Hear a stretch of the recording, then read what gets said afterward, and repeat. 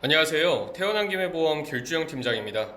오늘은 10주차 증상에 이어서 11주차부터 12주차 증상에 대해서 말씀드리려고 하는데요.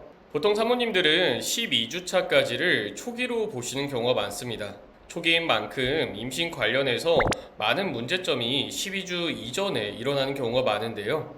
때문에 이 시기까지 증상을 알고 계시는 건 중요하다고 할 수 있습니다. 그리고 이 시기를 지난다면 비교적 안전하다고도 할 수 있는데요. 그럼 이 중요한 시기의 증상들을 확인하시고 주의하셔야겠죠. 증상들을 바로 한번 확인해 보겠습니다. 첫 번째는 입덧입니다.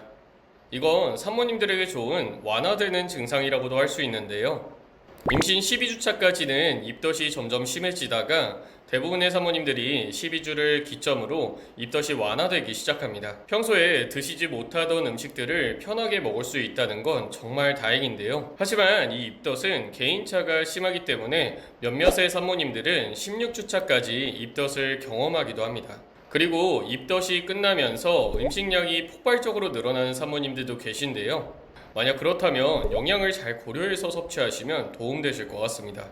다음 두 번째는 바로 빈혈인데요. 임신을 하게 되면 당연히 자궁이 커지면서 혈액량이 많아질 수밖에 없습니다. 이 혈액량은 태아에게도 나눠져서 가기 때문에 사모님의 뇌로 공급되는 혈액이 비교적 줄어들 수 있는데요. 이러한 증상과 더불어 땀을 더 많이 흘리기도 합니다. 이럴 때 갑자기 일어서게 되면 어지러움증과 빈혈로 인해서 넘어질 수도 있는데요. 이런 경우는 굉장히 위험할 수 있으니 항상 일어설 때는 주의하시는 게 좋을 것 같습니다. 그리고 땀을 많이 흘리는 만큼 물을 많이 마셔주시는 게 도움이 되니 꼭 참고하셔서 관리하시는 데 도움이 되었으면 좋겠습니다. 다음 세 번째는 골반 통증인데요. 임신 전보다 임신 후에는 당연히 자궁이 커지게 됩니다. 외적으로도 차이가 날 만큼 커지는데요. 때문에 복부 주위인 허리, 등, 골반에는 당연히 무리가 갈 수밖에 없습니다. 무리가 가니 통증은 동반되는 건데요. 평소에 자세가 좋지 않으신 분들은 이때 비교적 더 큰 통증을 느끼기도 합니다. 하지만 이 통증에는 따로 처방이나 치료 방법이 없는데요. 때문에 좋지 않은 자세는 피하거나 한 자세를 오래 유지하는 것은 피하는 게 도움이 될 수 있습니다. 그리고 네 번째는 아랫배가 나오게 되는데요. 12주차부터는 태아의 크기도 어느 정도 자라기 때문에 아랫배가 점점 나오기 시작합니다. 개인차는 있지만 이 시기에 대부분의 산모님들이 경험하는데요. 당연한 증상이라고 생각하셔도 될 것 같습니다. 다음 마지막으로 다섯 번째는 산모님들이 많이 신경 쓰시기도 하는 부분인데요. 바로 얼굴에 나타나는 기미나 점 등 색의 변화입니다. 이 부분은 눈에 보이고 얼굴이다 보니 스트레스를 받는 산모님들도 상당히 많은데요. 임신을 하게 되면 가장 큰 변화 중 한 가지가 바로 호르몬의 변화입니다. 이때 멜라닌 색소도 영향을 받을 수밖에 없는데요. 때문에 얼굴의 색이 변하거나 평소에 없던 기미들이 보일 수 있습니다. 하지만 이 증상들은 대부분 출산 후에는 사라진다고 하는데요. 일반인에게도 좋지 않은 스트레스는 산모님들에게 더 큰 영향을 주곤 합니다. 그러니 이러한 증상 때문에 스트레스는 받지 않으셔도 될 것 같은데요.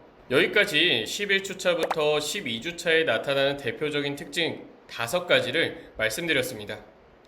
개인차가 있기 때문에 이미 겪으신 분들도 계실 거고 증상이 크게 나타나지 않는 산모님들도 계실 것 같은데요. 혹시라도 증상이 심하게 나타난다면 주차별로 당연한 증상이구나 하고 넘기시기보다는 병원에 내원하셔서 의사의 도움을 받으시는 게 중요합니다. 그리고 오늘은 12주차의 대부분의 사모님들이 진행하는 기형아 검사에 대해서도 말씀드리려고 하는데요. 쉽게 설명드리면 1차 정밀 초음파입니다. 이때 검사 시간이 30분가량 되는데요. 검사 시간도 비교적 길다 보니 걱정하시거나 긴장하시는 사모님들도 계십니다. 하지만 12주차가 되면 태아가 아직 작긴 하지만 양쪽 뇌가 대칭적으로 잘 크는지, 특정 각도로 보면 심실과 심방이 2개씩 있는지, 양수를 삼키면 초음파로 확인이 되니 위의 위치도 볼 수 있고, 아직은 작지만 손발도 확인이 가능한데요. 그리고 산모님들은 많이 들어보셨겠지만 목 투명대를 확인하게 됩니다. 이 목 투명대는 태아의 옆모습으로 확인할 수 있는데요. 이때 확인하는 이유는 목 투명대를 통해서 염색체 이상 여부를 확인할 수 있습니다. 이렇게 많은 부분들을 전반적으로 확인하기 때문에 시간이 비교적 오래 걸린다고 할 수 있는데요. 이때 정밀 초음파 이외에 입체 초음파라는 게 존재합니다. 간혹 이것도 필수로 알고 계신 분들도 계신데요. 이 입체 초음파는 아이의 모습을 미리 확인할 수 있는 정도이기 때문에 선택사항으로 정밀 초음파만 하셔도 무관합니다. 자, 오늘 말씀드릴 내용은 여기까지인데요. 임신 12주 차에 접어드셨다면 앞에서 말씀드린 내용 참고하시고 1차 정밀 초음파도 잘 받으시길 바라겠습니다. 그리고 영상을 시청하시는 산모님들께서는 앞으로 태아보험은 어떻게 알아보는지, 출산 후에 어떤 일을 어떤 순서로 해야 하는지 매우 복잡하고 어렵습니다. 때문에 저희 태어난 김에 보험에서는 태아보험은 물론이고 임신 출산 과정 중 사모님들에게 도움될 만한 내용을 말씀드리고 있는데요. 참고하시면 큰 도움이 될 만한 내용이 정말 많습니다. 오늘 내용이 도움되셨다면 좋아요와 구독 그리고 알림 설정 꼭 부탁드리고요. 다음 시간에도 유익한 보험 정보로 찾아뵙겠습니다. 감사합니다. 태어난 김에 보험이었습니다.